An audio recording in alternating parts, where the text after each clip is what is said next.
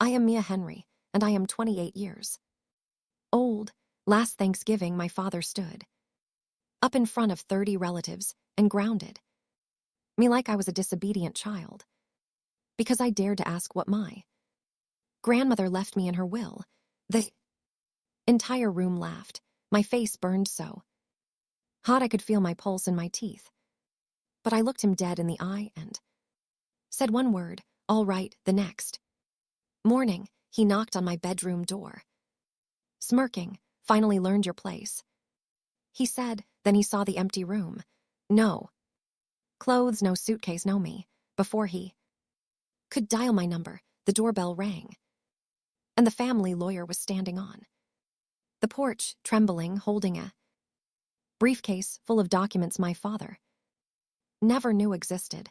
"Mr. Henry," he said, "what have you done?" Settling in with my coffee, I'm struck by how quickly the ground can shift beneath us. Moments like this remind me how unpredictable life is. Where are you watching from, and what's your favorite drink right now? I look forward to your comments. Now, to understand that briefcase, we have to go back to that boardroom in Palo Alto. To understand how we got there, you have to see where it started, not at a dinner table but in the kaleidoscope boardroom of the Henry Family Foundation in Palo Alto. The room is all glass and steel, overlooking the heart of Silicon Valley, filled that afternoon with shareholders and the kind of tech elite who measure their worth in Series B funding.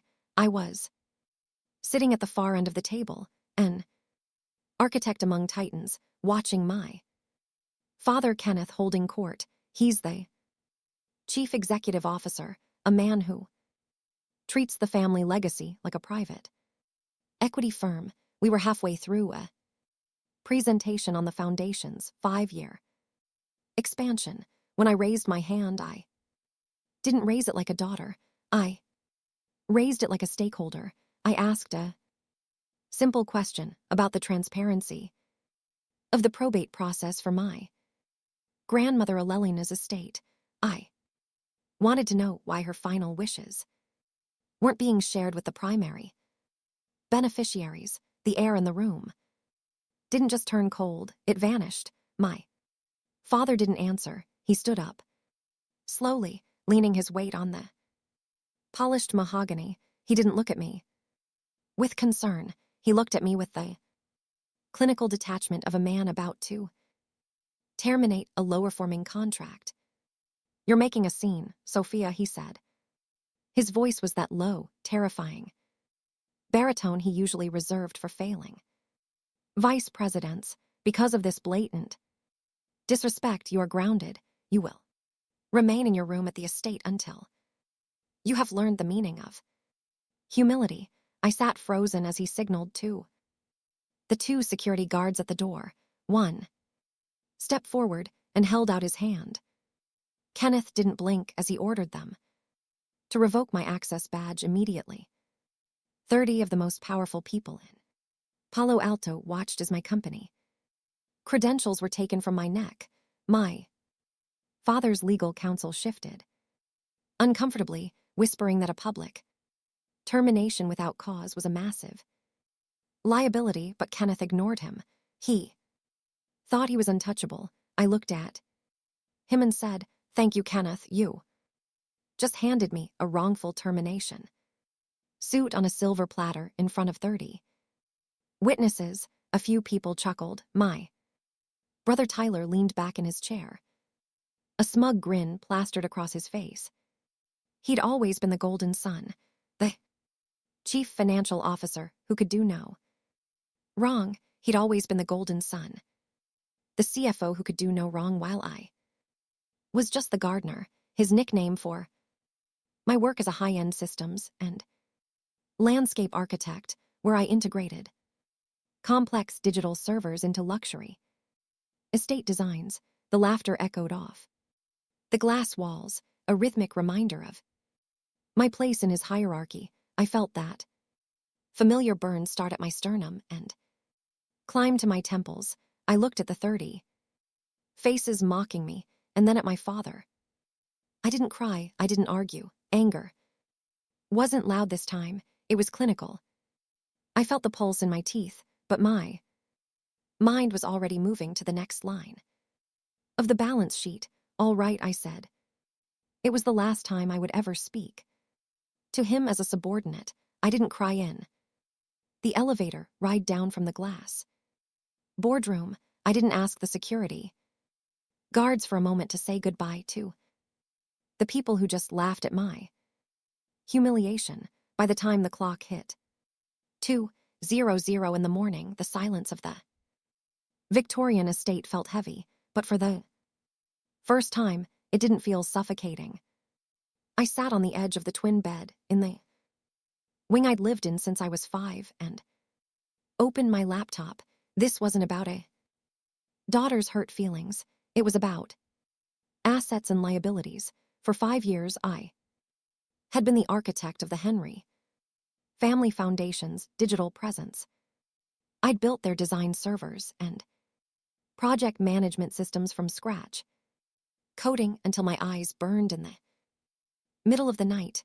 I'd done it all for free, a silent investor in a version of family that didn't actually exist. I'd spent thousands of hours creating the visual language for their sustainable initiatives, foolishly thinking I was building a shared legacy.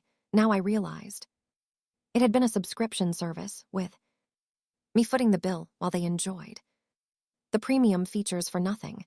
The heat in my teeth had turned into the cold metallic taste of a plan coming together.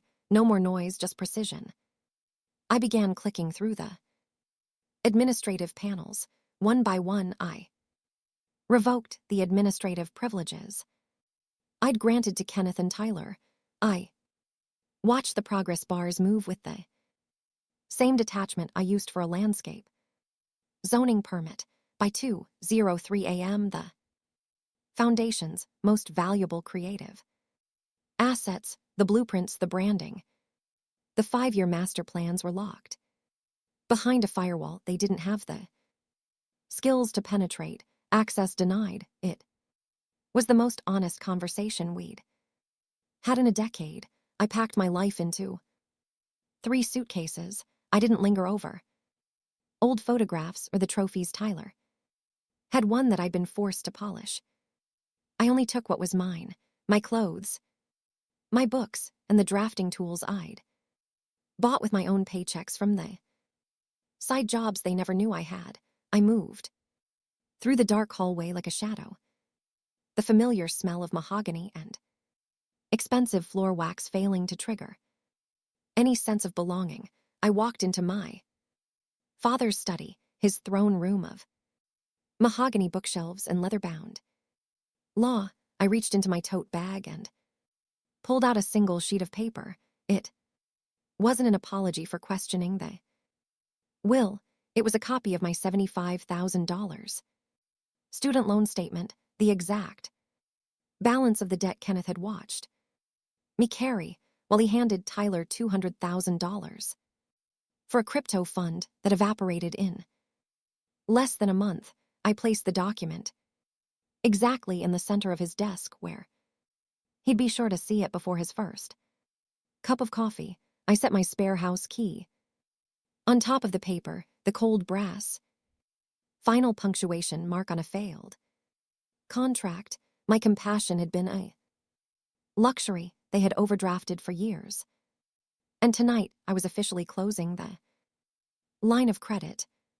I walked out of the heavy iron gates just as the Silicon Valley fog was beginning to settle over the Palo Alto streets. The world was cold and gray, but for the first time in 28 years, I could breathe without permission. I didn't look back at the Victorian house in the rearview mirror. I wasn't running away. I was restructuring. This wasn't a breakdown. It was a balance sheet. Why stay? People always ask that about toxic contracts or failing ventures. From the outside, my silence looked like submission.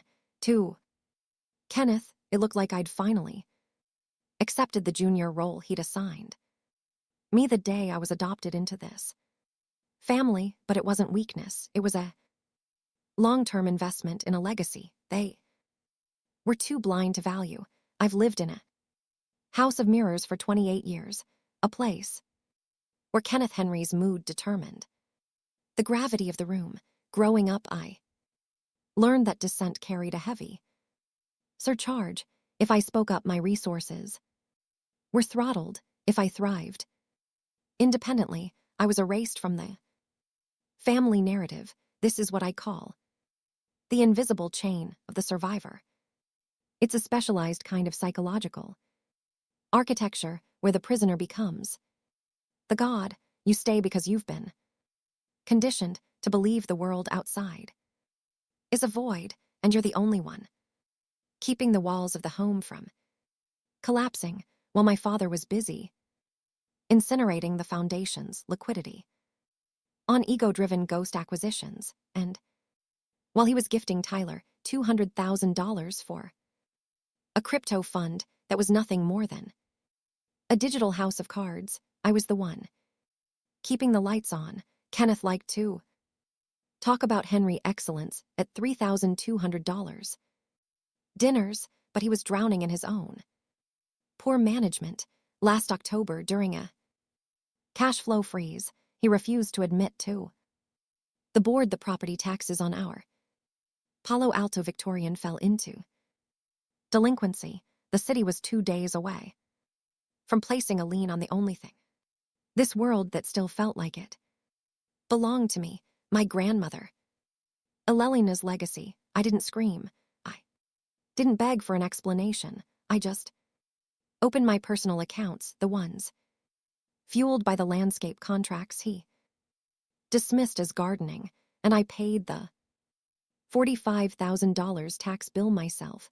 That $45,000 was my entire emergency fund, every cent I'd saved from years of independent contracts. I chose to save my grandmother's legacy over paying off my own debt, a sacrifice Kenneth never even bothered to notice. I did it quietly, without a receipt for him to see, because I wasn't saving his position.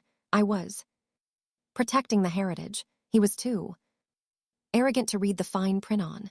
For 5 years, I've been the architect of scraps, building a sanctuary out of the silence they mistook for consent. I've been the silent investor in their version of family, footing the bill for their subscription to power while they overdrafted my compassion daily. Kenneth thought he was grounding a child. He didn't realize he was insulting the woman who had effectively become his financial safety net months ago. This wasn't a family drama anymore. It was a forensic audit, and the Henry men were about to find themselves bankrupt. Kenneth Henry doesn't handle market shifts well, and he certainly doesn't handle a vacancy he didn't approve. The next morning, he marched to my wing of the Victorian estate with a sneer already fixed on his face. He knocked. Twice the same judicial expectant knock he used when he was about to deliver a lecture on his version of gratitude. Finally learned your place, Sophia. He barked through the wood. When he didn't hear a response, he let himself in with his spare key. I wasn't there to see the look on his face, but I can imagine the precise moment his internal balance sheet hit zero. He didn't find a daughter waiting in tears. He found a room that had been professionally decommissioned. No clothes, no suitcase. No me.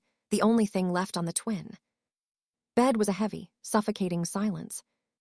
And that photograph of my grandmother, Elena, placed face down on the nightstand like a final punctuation mark. He would have walked into his study next and seen the $75,000 student loan statement sitting in the center of his mahogany desk. It was a receipt for every time he told me I was a burden, while he bankrolled Tyler's latest Fantasy, Kenneth didn't reach for his. Heart, he reached for his phone. The text came through at 9:41 a.m. It was clinical, transactional, and entirely devoid of remorse. You're making a scene, Sophia. It read, you have 24 hours to return and apologize to Tyler for your disrespect in the boardroom, or I will officially erase you from this family and this industry. Seconds later, my brother Tyler hearted the message. Kenneth didn't wait for a reply. Before he started his offensive, he wasn't interested in reconciliation. He was interested in a hostile takeover of my reputation. I started receiving notifications from my professional network. Within the hour, my father was making calls to the major firms in Atherton and Woodside, the high-end design partners I had spent 5 years cultivating. The narrative he was spinning was surgical. He told them I was psychologically unstable, that I had a breakdown after my grandmother's death, and that any contracts involving me were a liability to the Henry name. He was trying to blacklist me, to strip away the only thing I'd built with my own hands. He thought that by cutting off my oxygen, he could force me to crawl back to the spar's table. I watched the notifications roll in while sitting in a small coffee shop on the edge of town. I didn't answer a single call. I didn't send a frantic email defending my sanity. I just pulled up my own files. My father expected a scream, but I was preparing a diagnosis. It wasn't just clinical anymore. It was an autopsy of his career. Kenneth Henry had spent 28 years teaching me that power is about control, but he'd forgotten one fundamental rule of design. The foundation only holds as long as the support beams are willing to carry the weight, and I was officially off the clock. Harold Caldwell was the one man my father couldn't blacklist. He was the man who had spent 40 years drafting the fine print for the Henry family. 2 hours after my father's ultimatum, Harold met me in a quiet corner of a law library downtown. He didn't look like a savior. He looked like a man holding the explosive results of a forensic audit. Miss Henry, he said, his voice a measured calm that made my father's boardroom shouting seem amateur. Your grandmother, Elelina, was an architect of a different kind. She knew that families like yours don't communicate through affection. They communicate through documentation. He opened a heavy leather briefcase and slid a folder across the table. It was the original irrevocable trust agreement, executed 10 years ago, $12,500,000. That was just the initial principle Elelina had set aside for me a decade ago with the company's explosive growth. In Silicon Valley, that 35% stake wasn't just a legacy. It was a controlling interest worth more than Kenneth's entire personal portfolio.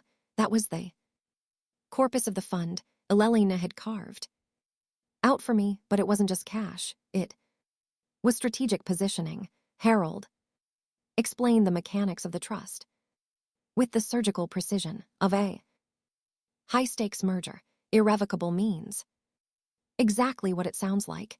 It is a locked contract. Kenneth, acting as trustee, had tried to pick the lock. Harold showed me the automated system. Alerts from the previous month. My father had filed a quiet petition to amend the beneficiary designation, attempting to swap my name for Tyler's to cover his son's crypto losses, but the system had triggered a fiduciary breach warning. My father had treated my inheritance like a slush fund, violating every legal and ethical duty he owed to the estate. And then Harold dropped the lethal detail. This trust didn't just hold cash, it held 35% of the voting shares in the Henry family foundation. I sat there looking at the numbers. My father currently controlled 51% of the board votes, but 35% of those were tied to the trust Elelina had left for me. If Kenneth was removed as trustee for his financial misconduct, his majority didn't just shrink, it evaporated. He had been shouting at me in a boardroom where he was technically a minority shareholder without my consent. This wasn't a family drama anymore. It was a corporate coup. Kenneth thought he was cutting off my heir, but he was actually drowning in a sea of his own legal liabilities. I looked at Harold and then at the signatures on the documents. The Henry men had spent years assuming I was too passive to read the terms and conditions of my own life. They were about to find out that I was the only one who had mastered the fine print. Harold didn't stop at the trust agreement. He reached back into his briefcase and pulled out a fresh stack of papers, the results of a deep title search on the Victorian Heritage House. This was the finisher, the kill shot. While my father was busy trying to blacklist me from the design world, Harold was documenting a felony. He laid out the timeline with cold mathematical precision. 2 years ago, while my grandmother was being treated for early onset dementia, my brother Tyler had her sign a power of attorney. He didn't do it to help her manage her care. He did it to use our Victorian estate as collateral for an illegal offshore crypto fund. My brother hadn't just made a bad investment, he had forged a signature on a government document to gamble with a house he didn't even own. And Kenneth knew. Every forensic audit Harold performed pointed to the same conclusion. My father had been aware of the forgery for months. He had actively covered up Tyler's criminal fraud to protect his own image as a high-powered CEO. He chose the illusion of a perfect dynasty over the reality of his son's theft. I stared at the documents, but I didn't feel the sting of betrayal that would have required an emotional investment I'd already liquidated. This wasn't a family secret anymore. It was a balance sheet of criminal liabilities. Tyler had committed a crime, and Kenneth was an accessory after the fact. They had used the very foundation of Elelina's legacy as a bargaining chip for their greed. Harold looked at me, his wire-rimmed glasses catching the dim light of the library. They're bankrupt, Sophia, he said, not just financially. Morally, they've breached every contract that matters. I rubbed my eyes, trying to summon a single ounce of regret, but there was only clarity. This wasn't a breakdown, it was accounting. My compassion had been a luxury they'd overdrafted for 28 years, and now the bill was due. The Henry men had spent decades treating me like a liability. But as I looked at the proof of their crimes, I realized I was the only one in the room with a positive balance. I closed the folder. It was time to return to the boardroom, fact by fact, number by number. I was going to dismantle the kingdom they thought they'd stolen. I stood outside the glass boardroom in Palo Alto, the afternoon sun reflecting off the steel and glass in a way that made the building look like fortress. I waited for the exact moment the discussion turned to the foundation's future expansions, the moment when Kenneth's sense of absolute authority would be at its peak. I walked in without a badge, without an invitation, and without the hollow fear that had defined my posture for 28 years. The front desk tried to stop me, but they forgot one thing. I was the architect who designed the buildings. Security encryption, my physical badge, was gone, but my digital ghost still held the keys to every elevator in the tower, the conversation died instantly. Kenneth stopped mid-sentence, his face turning a dark, dangerous shade of crimson as he registered my presence at the far end of the table. He didn't look at the files in my hand. He looked at the two security guards by the door and pointed a trembling finger. "Remove her." Immediately, he barked, his voice vibrating with the same clinical condescension he had used to ground me just days before. "Sophia is not stable, and she has no business in this building." The guard stepped forward, but I didn't move. Behind me, Harold Caldwell stepped into the room, his leather briefcase clicking as he said it on the mahogany table with a sound as final as a gavel. "Don't bother," I said to the gods, my voice as cold and clear as a winter morning. "Security does not evict the owner, Kenneth." I slid a thick manila folder across the polished table toward him. 30 of the most powerful people in Silicon Valley watched in absolute silence as my father opened it. I watched his eyes scan the documents I'd activated that morning, the formal notice of his immediate removal as trustee for the Elelena Henry irrevocable trust due to documented fiduciary breach and financial misconduct. Harold placed a signed emergency injunction from a superior court judge on the table. "As of 10 minutes ago, Kenneth, your executive authority has been suspended by court order pending a full forensic audit. You no longer speak for this board or this company. You've been treating this foundation like a private slush fund to cover Tyler's criminal offshore gambles," I said, and the collective gasp from the board members was the only sound in the room. I explained to the room that by removing him as trustee, he had lost control of the 35% voting shares that my grandmother had left specifically for me. His 51% majority hadn't just shrunk, it had evaporated. He was now a minority shareholder in a building where I effectively held the controlling interest. But I wasn't finished. I pulled a final sheet from the folder and placed it on top of his high-tech expansion plan. It was a formal eviction notice for the Victorian Heritage House. It was a court-certified unlawful detainer. I'd quietly filed the paperwork weeks ago, the moment the property taxes went delinquent. The mandatory notice period expired this morning at 9:00 a.m. "Kenneth, you're not being asked to leave. The sheriff is already authorized to escort you out."